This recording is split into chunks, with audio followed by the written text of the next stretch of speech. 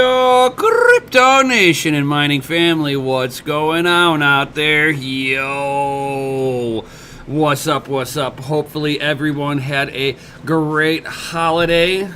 You know, lots of turkey, a lot of unbuckled belts and stuff like that to make room for all the goodness.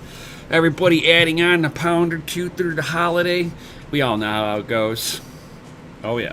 As you noticed that my home dog is not here tonight. He's doing some family stuff with Christmas tree lights. That's cute and all that good stuff. Mikkel got the grumpies.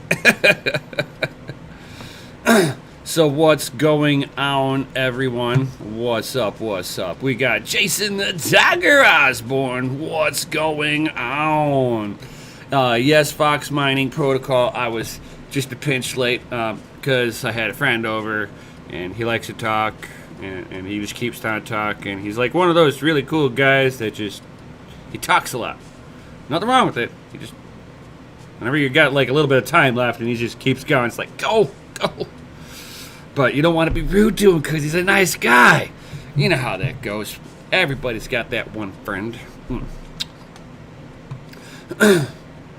3 streams in one day. You guys are beasts. Yeah. We try to do stuff. I try to do some cool stuff every once in a blue moon there.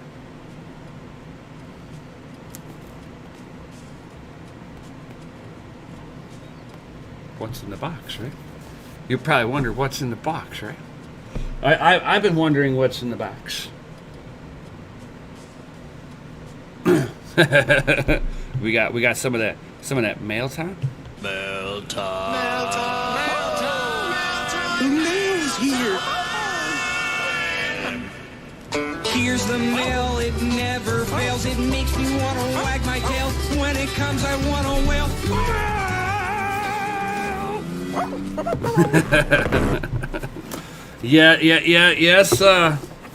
Yes, Tech Man. I believe you are. You might be right. You might be right with that.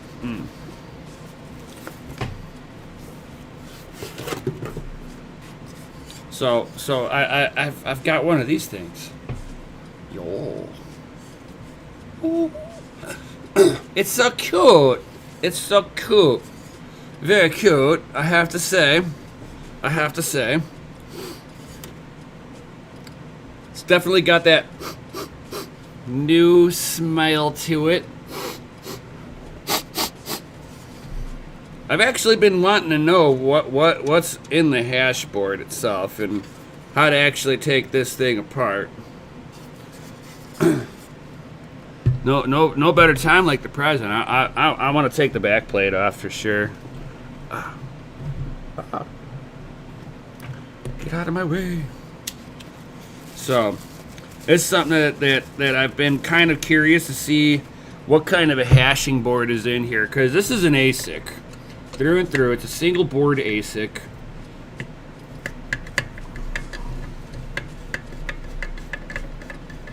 See how easy it is to take it off, or take the hash board at least out of here. There we go.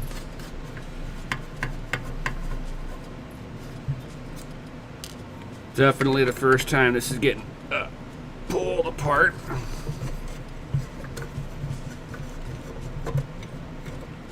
Cammy.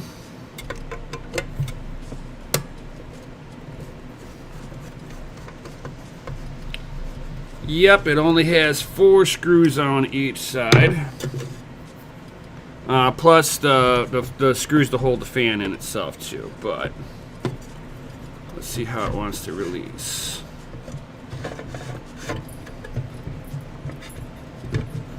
Do I have enough room to... Okay. So it looks like you have to kind of pull it out from the front too to unplug the fan header, it looks like. Trying to get the light down in there so I can see what the hell is going on. Oh yeah, look at that. Okay. I see how that works. So the fans are actually plugged into the hashing board. It looks like a Raspberry Pi on the bottom is the control board. But let's go ahead and take this front panel off too, because I need to unplug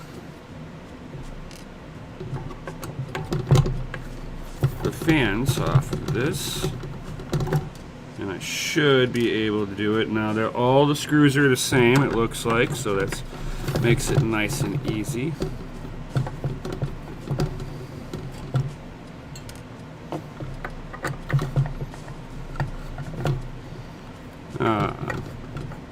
Mirolita, looks like you've taken one apart before, or you've seen somebody else already take one apart. All right, here. So now I could slide the whole thing forward and unplug the fan header off of this.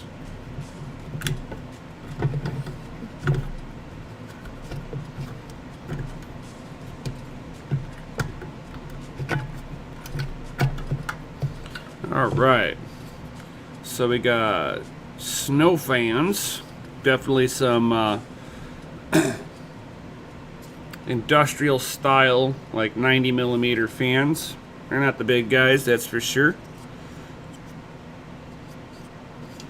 I wonder how loud these things get and how much control software will let me have on them. And then, oh wow, that's a lot smaller than what I was expecting it to be. So this is definitely something that the PCB is something that they made themselves.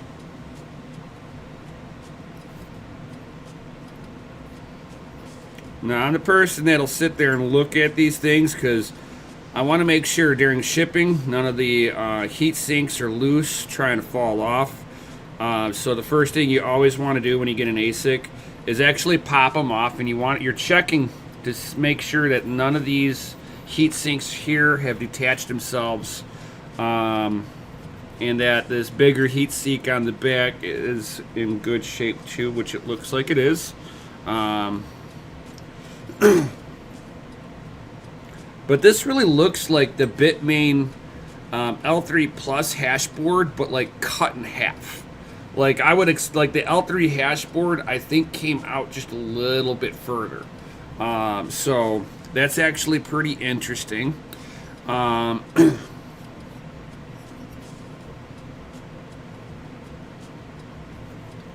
easy is it to take this off? Ooh. Ooh, ooh, ooh. Control board lifts up. Aha, there we go. And the control board separates. It's only got a few pins up on there. Whenever you do separate them and put them back together, be careful about bending pins. That's the stuff that's not warrantyable.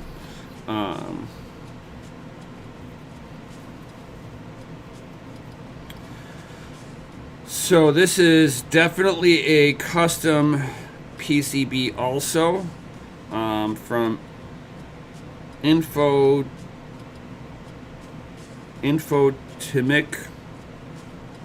I probably said that all wrong.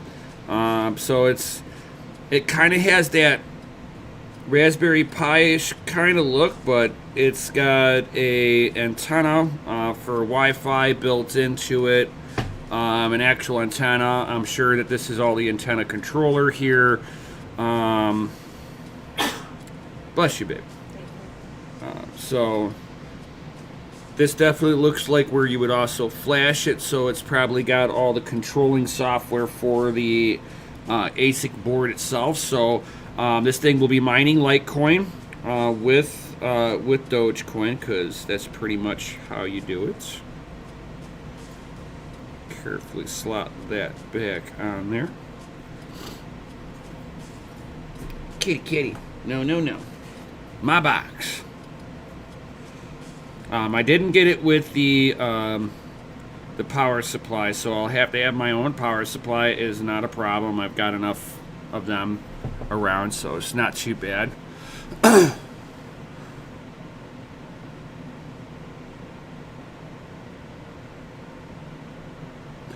Oh, you flipped your fans around. It depends on how you're doing your hot to cold on there. I found that it really, for me, I don't think it makes much of a difference. As long as you've got airflow, that's all that really matters at the end of the day. Doesn't matter if it's pushing or pulling. Make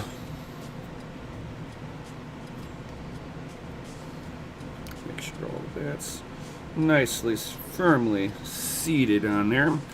And it seems like all the time, all the pick and place machines, I don't know if they're doing it by hand or the pick and place machines, but the heat sinks are never like perfect. They're always like twisted just a little bit. Even for Bitmain, it's kind of funny that I see it on all ASICs. Not that I think it makes a difference at all. Alright, slide that back in. And thankfully, mine's not like some of the other editions where they've got the LEDs. So mine is not power using LEDs. I do like that aspect pretty nicely, I have to say.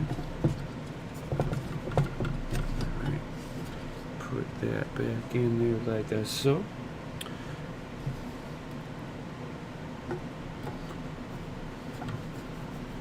I'm kind of curious to see what kind of control I have on this one, because my L3 Plus, I had control over frequency of the chip itself and speed of fan. Is this one where you basically have no control over it? You're just plugging it in, pointing it at a pool, putting your address in or whatever, and going about your day like that. Not sure,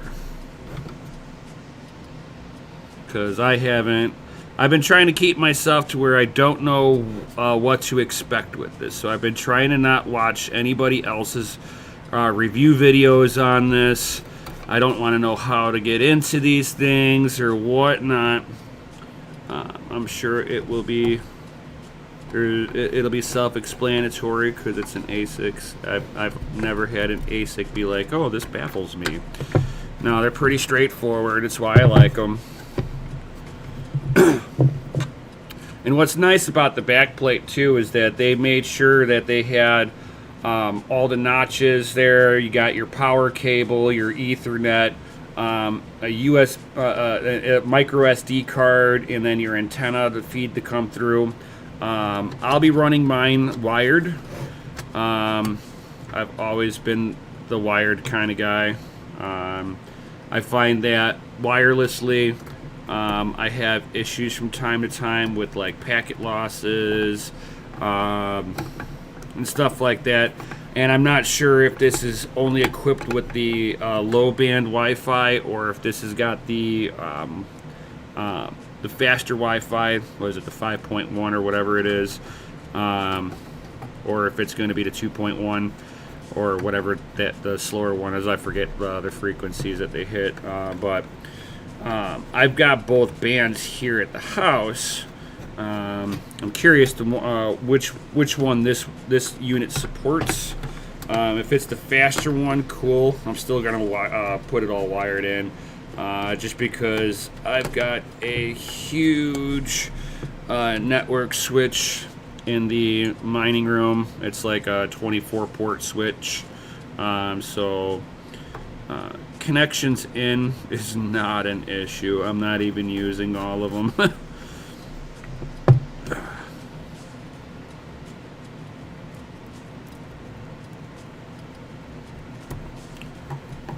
Alright.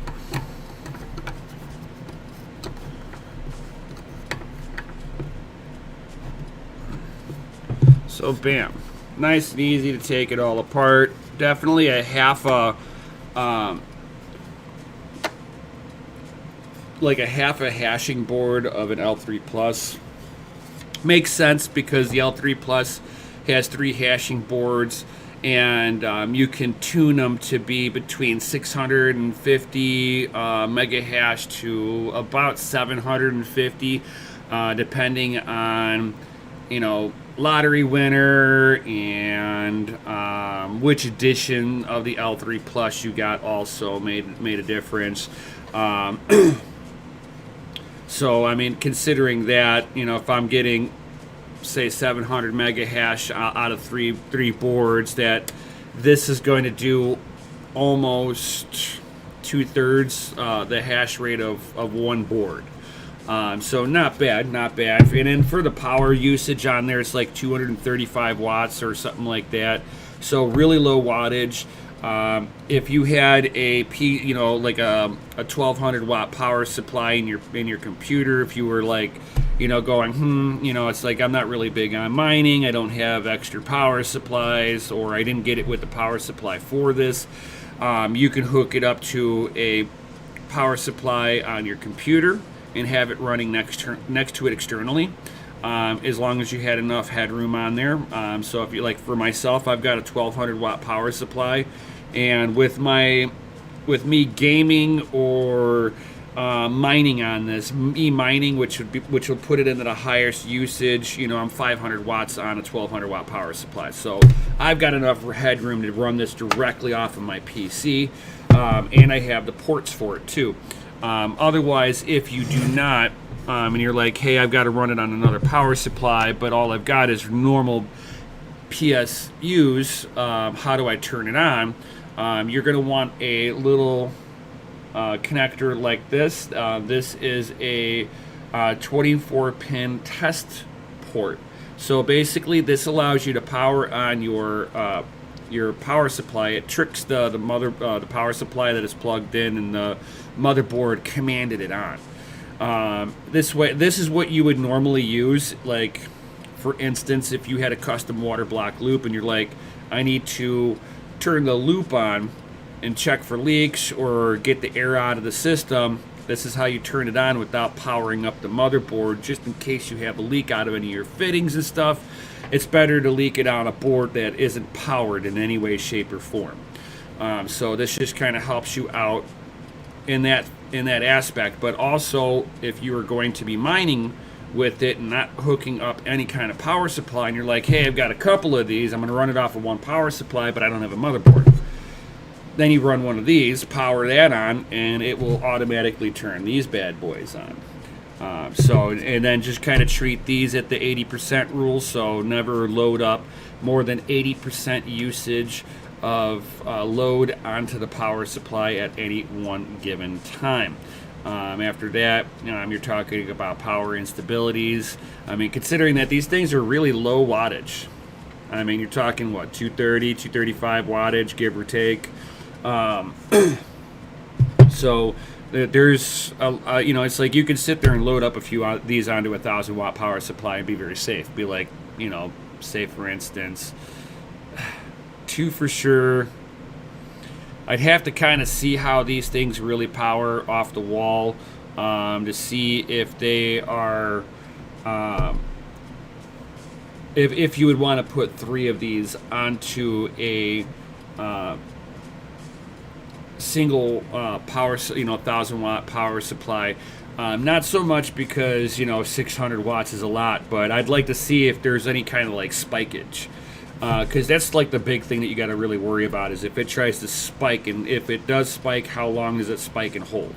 And if one will do it, then you can assume that they all can do it. And if they spike up to, let's say, 300 watts apiece, and can sustain that for a few seconds, that's enough to give a little bit of power instability, because you're damn near 90% utilization on a 1,000 watt power supply. So that's one thing that I would kind of be curious to see, how the performance overall on this thing. No, you won't use less watts on 220 or 240 volt. You're just giving better power balance for the power supply itself. Everything after the power supply doesn't notice that. So these things being on the other side of the power supply, you got to be careful about how much load you're putting up on this side. Otherwise, you're going to have issues from just the power supply itself. Good question, Gundy. Good question. So I'm kind of looking forward to getting this set up. I will probably be doing a video on setting this thing up coming this week, if not tomorrow. Depends on which direction I want to go, because I gotta put in a kilowatt meter for 220 onto my system. The one that I got was from our guy Space Goats. Definitely check out his stuff. To me, it looked like it was, he 3D printed it for me. I was able to pick the color out, and I was able to put crypto and hot rods up on there. So, cheers to that. So I'll be finally putting that together. So that will be fun. And this I've got a power supply that I'm not fully utilizing all the way, and I know that I've got extra ports, so this will probably just get plugged right into that one, no problem. That thing should be pretty quiet, shouldn't have a whole lot of heat, 230 watts give or take. It's not a whole lot of heat that should come off of that, so that much I do like, guys. I got, oh yeah. It's like Christmas. I like stuff like Christmas. So as you see here, I have me one of these newer egg boxes. Yo, what could be in here? Yo, let's find out.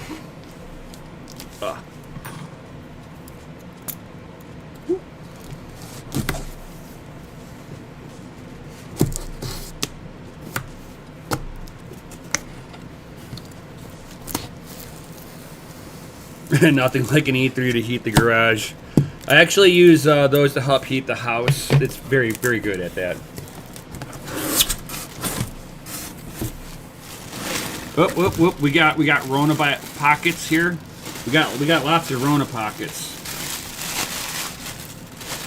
Oh, look at all these Rona pockets. Oh yeah, so many Rona pockets.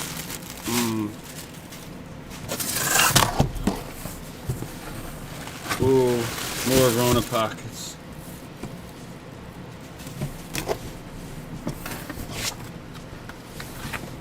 Oh, it's just a bunch of flyers, guys. Nothing to see here, right? Got Rona pockets and flyers, advertisements. It's what we always wanted, right?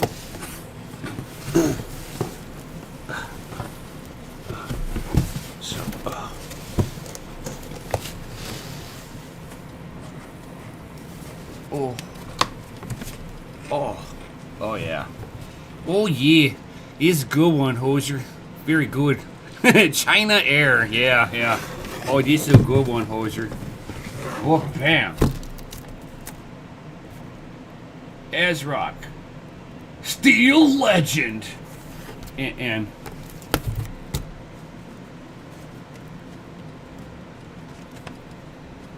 Ryzen.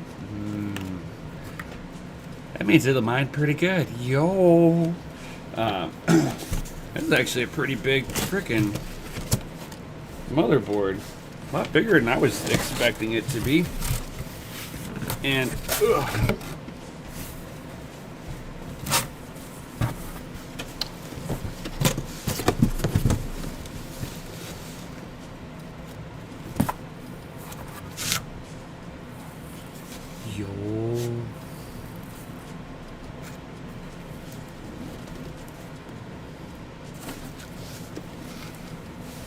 the good stuff, guys.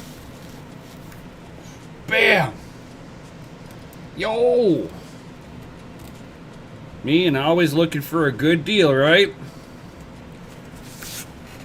Got a deal on this one too. Like 480. Yo.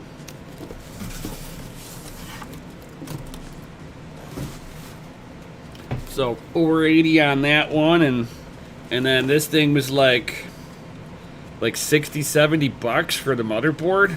Psh, yo.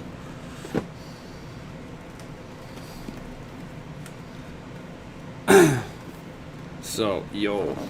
Let's see how nice this Sapphire looks.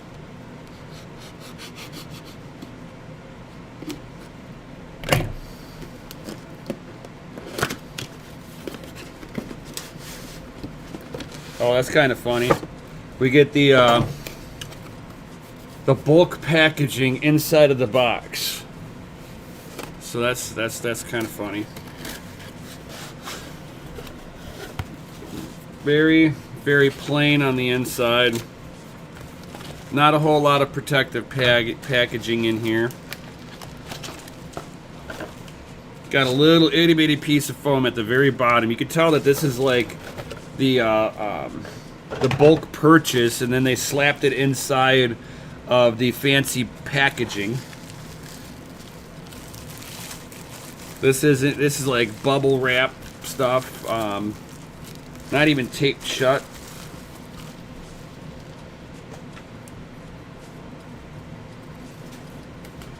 We got protective wrap on the front of this. Nothing on the stickers on the middle of the fans. Just got the protective wrap around the casing itself, and nothing on the back. The shroud, I mean, it's plastic. It kind of moves around a little bit. Oh wow, look at that. They actually, did they really? Really? Okay, so is there a reason for that? So what I'm going really about is I'm able to take the shroud on this Sapphire Pulse, and I can actually wiggle it around. Upon inspecting this, the shroud is actually held in with screws with retainer springs on them. That's insane. And it's only holding on the shroud. And it's not like the shroud is attached to the cooler itself. Again, it's one of the coolers that I like, where the cooling fins go this way instead of horizontal. So it will have a tendency to rear exhaust or forward exhaust. It's got a little breathe through section here, so it'll either exhaust out the back straight out or exhaust this direction. So if you're building this inside of a PC case, take caution that the airflow will cause it to radiate also towards your CPU cooler if they're in close proximity. This does not have a dual BIOS switch on here anywhere. I mean, it's pretty much a plain Jane, but from what I've been noticing with all of the 6600 XTs, it doesn't matter which one I have gotten. They all have the same performance. The only thing that I've seen differently is that some use a little bit more power than the next. And that could be in memory type, memory quality. As you know, if you're using Samsung memory, you're going to have a lower power utilization on there, so your card should theoretically use a little bit less power. If you're using Samsung, if you got Micron or SK Hynix, you are going to use a little bit more power. Are you going to get more performance out of the deal? Not necessarily. Sometimes yes, sometimes no. But that's again with the like GPU lottery winning. Sometimes it all boils down to temperature and humidity of the day on how the solder joints wanted to connect together. So where's McKeldonite? He is with the family. He is looking at Christmas lights with the fam. He's got family, I guess, like from out of town up by him. So we'll give him a pass this week. We'll give him a small little pass. So getting closer to finishing off that AMD build of having 6 of these all running on one motherboard. I have been running into a small little issue with my 6600 XT rig, and I'm not sure if it's because of the LHR cards being on the same rig, or if it's the AMDs that are causing the rig to occasionally crash out. So I'm going to be putting together another AMD motherboard rig. And cats, stop chewing on my stuff. And we'll kind of go from there and see how the rig wants to behave. The more I put the AMDs on there, I've heard some people having a little stability issues with the 6600s. Hoping that by now there's a fix for it, but I'm also having a little issue with the AMD motherboard that they are currently plugged into. So what I'll be doing is doing a BIOS update on the. Hey cat, stop doing that too. That's not a scratching post. That's a tool belt pouch. No, kitty. Hey, Hey, Mr. Dude, you're heavy. Give me that. That's not you. That's not yours. You can stop it, kitty. So I'm gonna go ahead and I'm gonna puke. Cat, stop. You maybe unplugged that again. Ugh. Can't. You are going to get the squirt bottle here.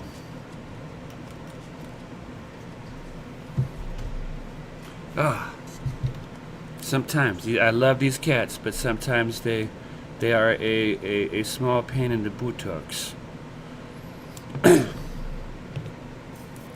So I'm gonna go. Hey. They're wanting to chew. And I just want to peel this. They're denying me the peel. Cammy.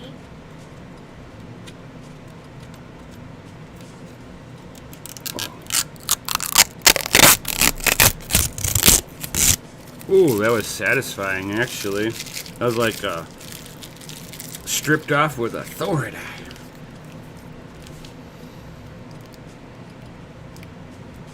It's not like they got one on the back fascias. Some of their higher end stuff, they got them on the backs. So yeah, I'll be definitely playing around with how this one hashes too. I'm going to suspect that it's going to be the same as all the rest of them. On the back side, the AMD has always been good about using a lot of the MLCC caps instead of the SP caps, like NVIDIA, AIB partners use on a lot of their stuff. It seems like it's almost like the power stability is a little bit tighter on the AMD CPUs versus NVIDIA. I'm really curious on how the Intels are going to look for their power delivery to the VGA cores on theirs. So yeah, I actually can't wait till I can get my hands on one of those bad boys. And guys, if you're looking for grabbing some AMD GPUs, I would probably start thinking about doing that before the new batch comes into the United States, because as soon as they come into the United States, all of them are going to have a 10% markup. Don't know if this is going to be something that'll stick, or if this is something that they're tacking on right before Christmas to increase margins a little bit, because people don't realize people don't make a whole lot of money off of these when they sell them. The margins are pretty tight. But and realize that some of the markups is also the glorious United States, taxes on there too.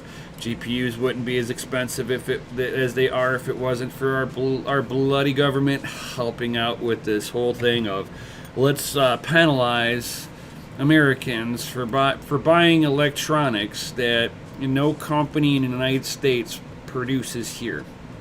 That's great innovation. It's like it makes people want to go grab all this new hardware. Also that they could tax it. And it's not like they use that tax money and try to help a company develop something here in the United States. No, that's big brain thinking right there. See that? I'd be like, okay, I'm getting taxed to help promote a foundry to be built here in the United States that can compete with TSMC. Okay, cool. But our taxes don't go to that. That's going towards the industrialized medical industry and the war capital, you know, all that garbage that, in a lot of respects, we don't need a whole lot of it going on. That's just my opinion, my rant on that one. But anywho, GPU prices on AMD are going to be going up here. I'm not sure when that's going to officially kick in, but the word to the street is going to be a 10% uptake in this. So 10% on this particular card will push it to almost $600. Am I happy about that, considering that this is just an upgraded 580, an RX 588 gig? No, I'm not really happy about that. But there's nothing that we can unfortunately do about it. It's sad, very sad.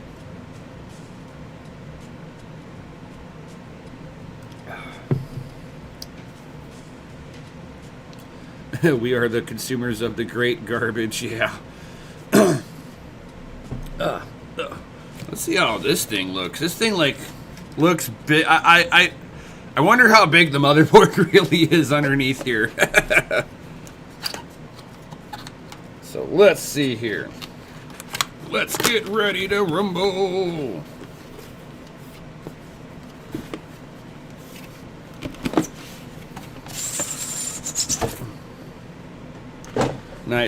Nice little black box. Says ASRock on it. Nothing fancy. Wow. This thing is chungus.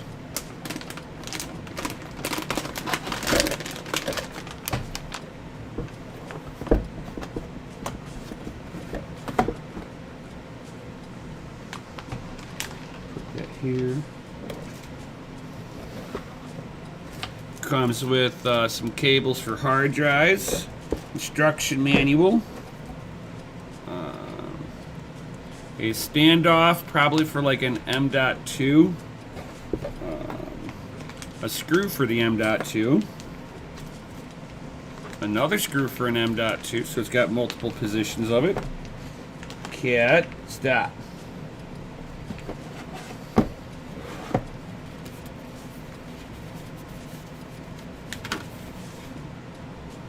Comes with some cable ties and a CD. They still use that? Oh, they got some stickers. Oh, they got stickers. There's stickers in here, guys. It says "Do not touch." Warning, danger, don't touch it. That's hilarious.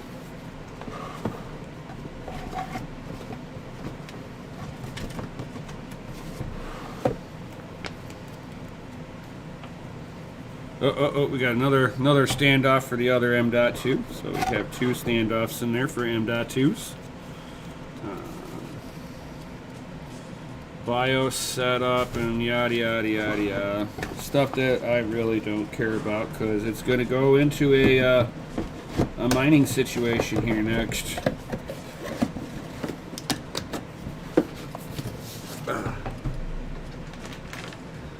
So, like I said, this thing's a chungus one. Holy cow. Bam. That thing is, like, pretty damn chunky. I like it. It's got, like, some of that camo on there. I like that. It's got a plate, a removable plate down here, and it's got another M.2 position underneath here. M.2 or Wi-Fi card here.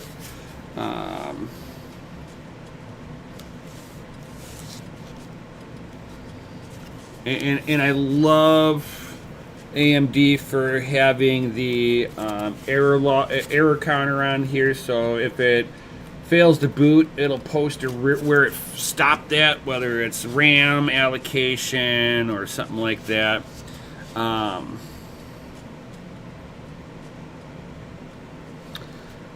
I like how it's got the aluminum around the power rails. CPU has an 8+4 for CPU power, so it's got some good overclockability on this. And Cat, this is not for you. No, Kitty, get out of there. Get out of there. It's not for you. Cat's trying to crawl into the box. No. So yeah, I mean, and the board's got 1, 2, 3, 4. It's got 2 GPU slots, but this top one is going to be your 4.0. And then you're going to have your 3.0 older styling on there. But if you plug 2 GPUs directly in here, you're going to get dumbed down to the slower port. And you can use like the U-bit 4-way splitters on here. Oop, I'm not like up high enough. I forgot. I don't have my overhead on. Cat, stop. Over there with that. So this thing has got, you know, the 4.0 slot on there, 3.0. But if you plug directly into here, you'll go down to whatever the slowest port is. But you can still put like the U-bit 4-way splitters on here, like I was saying. So you can load this motherboard up with, 8 GPUs, 12 GPUs. Your only limitation is on the CPU side. So if a cheap, cheesy CPU can handle, 8 GPUs on it, your modern day one's going to be able to, even if you don't have all the ports accessible, to obviously run them all. That's where adapters come in. Adapters are my friend with that one. And I do like the idea that they do have some good power delivery coming also to the PCIe ports here. You can see some of the power phases right here in front of my finger. This is the capacitors for power delivery. This way it gives it nice consistent, up to 75 watts per port on there. So yeah, expect to see some videos of me getting some of this stuff up and running. Any of these AMD boards, they will go to work. Oh yeah. Yep. Put that over here. So you guys got any comments or questions before I call it a night, guys?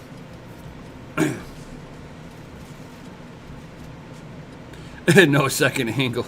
Hey, I don't have it set up to be on DCA side. I do on my own personal side, but then I don't have this awesome like banner right here. So it's like, it's a fail because I'm not set up to do this. You crazy cat, you. She's like absolutely losing her mind over here. She's like, Dad's got a mess everywhere. I get to jump in it.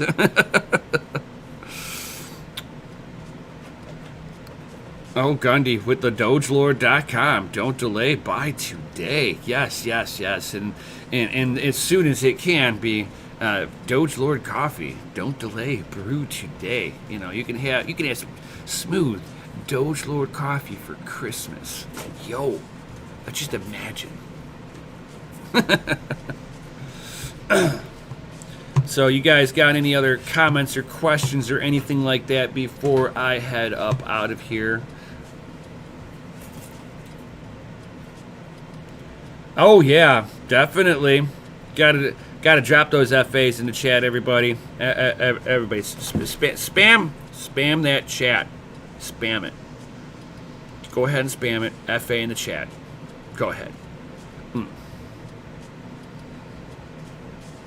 I need to see that whole chat filled with that glorious FAs. Oh yeah, there we go. Needs to be completely spammed out.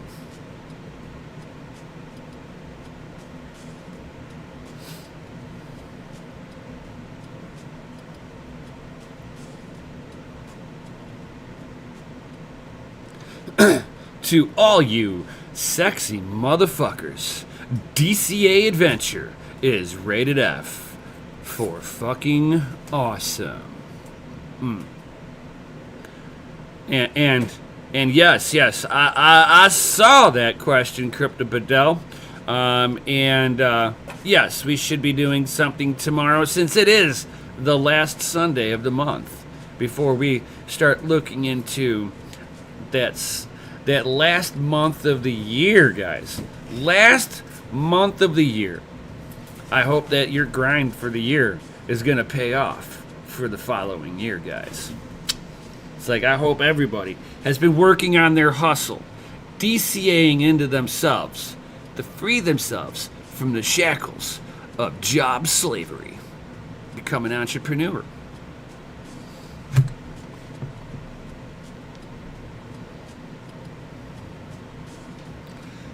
Jason, like Nemesis, what would you do if you had an ASIC that made $1,000 a day?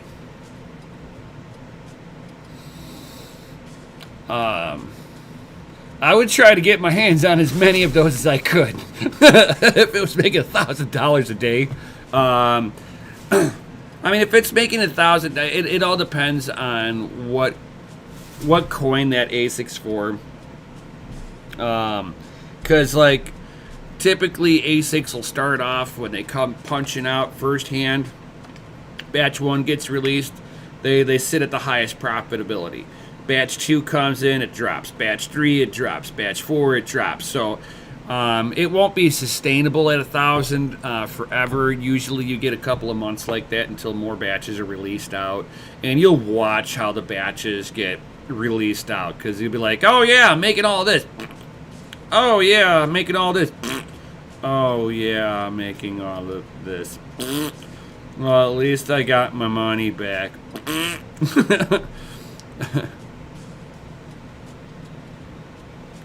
Right. 1K a day on a shitcoin is like it's really not 100% good.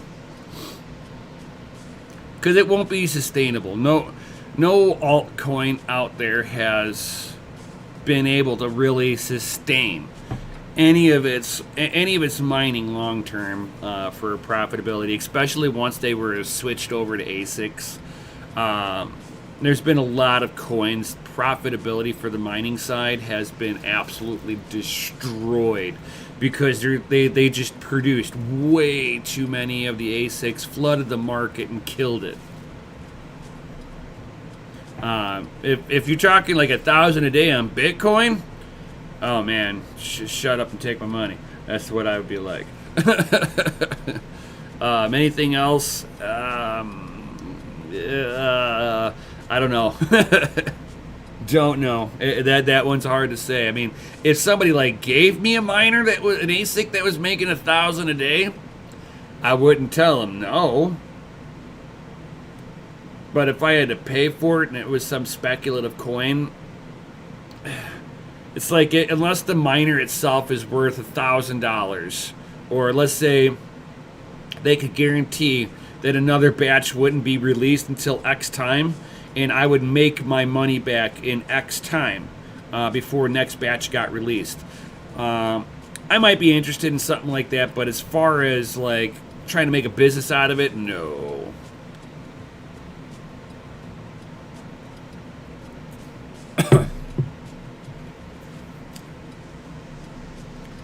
Yeah, that would be some crypto voodoo, that's for sure.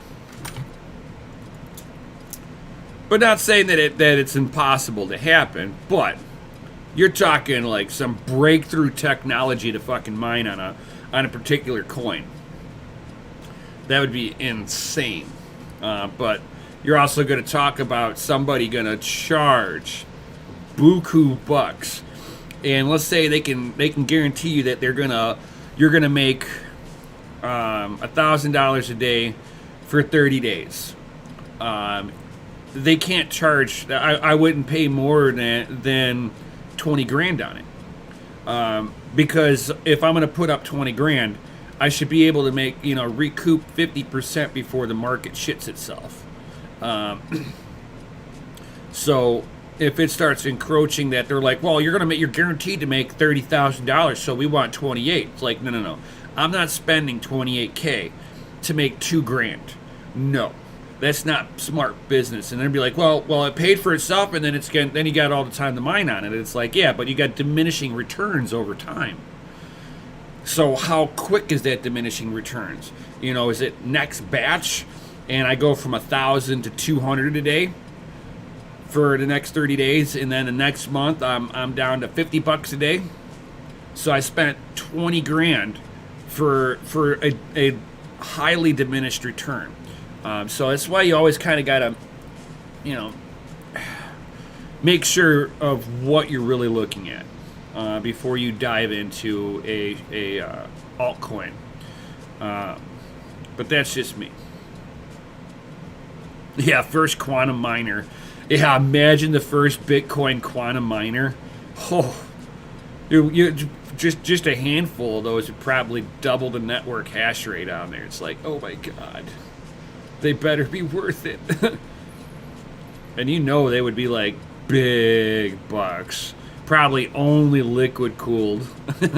Yeah, treat them like a nuclear reactor on cooling. Right, one machine can mine a Bitcoin block solo.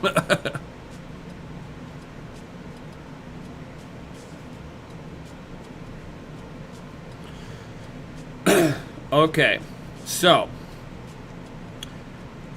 it's not you see, to mine on CPU is the easiest way. To mine on GPUs, you're just kind of reconfiguring the miner to take advantage of what the GPU has to offer. Because the GPU has a lot of similarities to a CPU. So anybody who really knows how to code would be able to make that switch. It's just a matter of how efficient the GPU side is over the CPU side. Like for instance, for Monero, they made it to where GPUs are the least efficient in the situation. Where RTM, they found that the GPUs, as of right now, is the most efficient. So the first thing that you're going to be looking for is the whispers and rumors that FPGAs are on the system, on the network. Once you have FPGAs on the network, it's just a matter of time before you really start having ASICs coming out of the system. Now again, it's gotta, in order for ASICs to really come out, you have to have a monetary incentive. So it's gotta make sense for the guy selling the shovels to make the shovels for the miners. So if ASICs, if there's not enough of a demand for people to mine RTM with ASICs, you won't ever really see it, because not every coin out there gets a set of ASICs on there, even though that it can feasibly be done. But at the same time, you need to see the FPGAs on there, because the FPGAs are going to be able to take advantage of the algorithm and basically give the groundworks for developing the ASIC modules. You have to have an FPGA on there. Because, I mean, if you think about it, an FPGA makes the CPU, an FPGA makes the GPU. So in order to make the ASIC, you've got to have an FPGA hit the algorithm directly. Once you're able to get an FPGA on the network, ASICs are theoretically around the corner. That's some of the reasons why Ravencoin had to fork the way they did. They started seeing the FPGAs on the system. They knew it was there. And if I can make an FPGA, ASIC's right there. Not hard to make after that. So it's just kind of a matter of time. If the RTM development team does nothing with the algorithm to change it up, like they're not worried about being ASIC resistant, because I mean, think about it like this, guys. Being ASIC resistant really doesn't mean anything. In the end of the day, it means nothing. You don't need to, if you want to have great security, you're going to go after, you're going to want to welcome ASICs onto the system. For the at-home miner, sorry, this hits more of the industrial game. So if you're unable to play with the big boys, even on a small scale, you're gonna get pushed over to other newer coins. So I believe that the at-home miner has their place. Don't get me wrong. The at-home miner are there for the new projects so that they can help provide security for them as that project goes through development. They go through their growing pains, they make their mistakes, they fix those mistakes, and they become more secure over time, fix the flaws in the network that holds it back, fixes its bottlenecks on there, and then eventually you'll see it go through that same cycle. You might have some coins here and there that make the stance where I'm going to be GPU mineable only, or like Monero, I'm going to be CPU mineable only. But to me, at the end of the day, it doesn't mean nothing. I would almost, it's just natural evolution of any coin that it will go ASIC if it has any kind of merit for making money. Because at the end of the day, you've got to remember, it's all a business. You're adding security. You've got to think of it as a business. So, your power bill, your equipment cost, these all have numbers that you can add up, and you have to have a return. Not so much, I'm going to ROI on this graphics card. No. I don't look at ROIing on a graphics card ever. This is money lost. You never get it back until you sell this. So for me, ROI is a myth and bullshit. To me, this is the cost of doing business. Now that I've done the cost of doing business, this thing has to have returns. And that's where I look at my power bill. I'd like to double my power bill plus 10%. That's profitability right there. It's like you've got to kind of look at it in that aspect, because if you're just looking at it as, I just need to ROI on the equipment, you're not getting the business aspect of it. Yeah, you can make some money here and there. You can do good as a trader, all this good stuff. But in the long run, the way that I've been doing stuff where I mine these other coins, I convert back into Bitcoin, and whenever I need to buy equipment, I'm utilizing my Bitcoin to buy the equipment. Hence that I don't really keep Bitcoin on hand, because I'm always buying stuff. So for me, it's just, it's like, how can I continuously accumulate? Because mining to me is like drag racing. You always want to be the winner. That's the greedy miner. You always want to be the winner. Only way that you can win is you got to have horsepower. Only way you can have horsepower is you got to be adding boosters. You got to have your power adders continuously being fed in. Well, this is a power adder. This is like adding nitrous to your engine. So every time I add on one of these, I'm adding a power adder. So I'm looking at being able to stack Bitcoin faster, more, at a faster pace, earning more of it. This way I can sit there and earn more of these.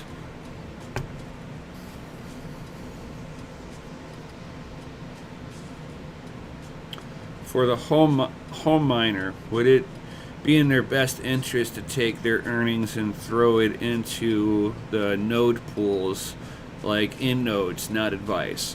I know people who have good luck with, using crypto.com. I know, and a few others like that, where you could get like APY earned by staking your stuff with them. My whole theory behind it is not your coins, not your keys, not your crypto. So now you're trusting that company doesn't mess with your Bitcoin in any way, shape, or form, or you lose it. So I'm not really big with staking. The only one that I'm going to, and I'll just be completely honest with what I'm going to do. The only one that I'm going to be messing with on that one is because I'm curious to see how theirs works, which was because the DCA team has helped out with Aeon. Yashnik was kind enough to, with all the stuff that we've done, he's kicked us a few Aeon, and I'm like, well, this is free Aeon to me. I'm going to go ahead and I'll try doing the staking pool with the Aeon, see how it is to set that up and all that stuff. Is it something that I believe in? No. But is it something that I'm willing to play around with it just because it was free tokens to me? Yes. Because for all the help that I've done with the Aeon pool, with the poker tournaments, with the rest of the DCA team, and then the rest of all the other YouTube channels that have also helped out, Red Panda, Savage, fucking Serpent, and all of them that we've all helped out with the tournaments. It was something free to me, so for me, it's like it's no harm, no foul to sit there and check it out. But is it something that I'm going to take my personally what I mine? Because if I mined it, that means I've got capital and electricity in that. So I've paid for that whatever coinage, and I don't play around with my earnings. I just kind of sit there and I stack sats and hodl.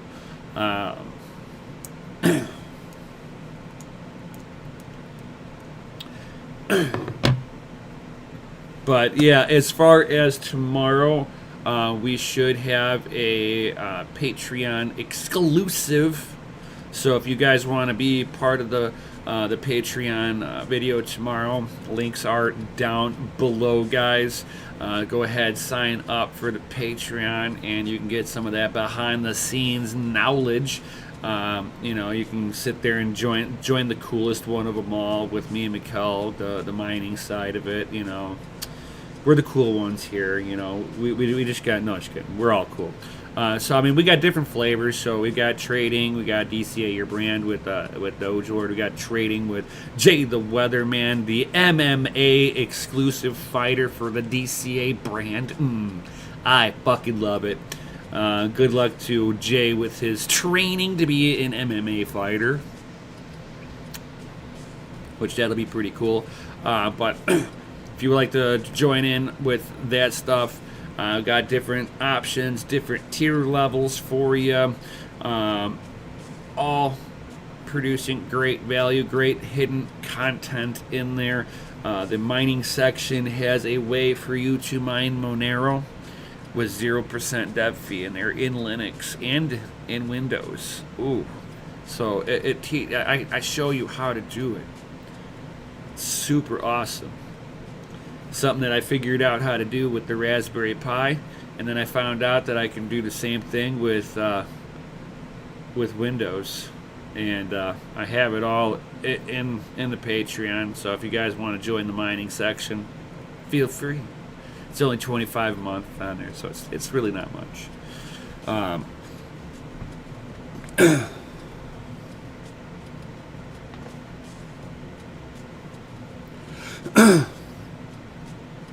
Oh, nice one, Grits. Gotta see where the Flux stuff goes. Awesome. Yeah, I know. It's like there's a bunch of different spots for people who get like little perk benefits for staking and stuff. I'm just not a huge proponent. I'm more into that proof of work, not proof of staking. That's just me. I look at proof of staking as like the United States government. That's proof of stake right there. Non-value producing, but always saying they got money.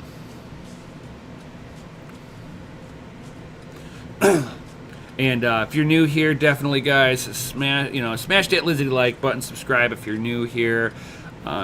Hit the little bell notification. Yo, this stuff's always good. Helps the YouTube algorithm suggest us to other awesome people like you. If you'd like to join the Discord, it is free. If you join some of the Patreon tiers, you get some of the hidden content even in Discord. Ooh, there's stuff in Discord that you don't even all see, guys, because it's for Patreon members only. So, I mean, we got value in a lot of different spots for the Patreon people. Yeah, money printers go brr, and Bitcoin go whoosh.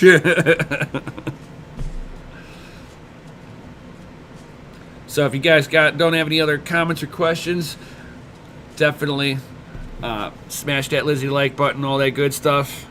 And I'm not sure when Jay's going to be doing the next video. Probably like Monday or so, something like that, give or take. We kind of play that by ear, depends on his schedule. And we'll definitely see you all on the next one, guys. Yo! And stay savage. Oh!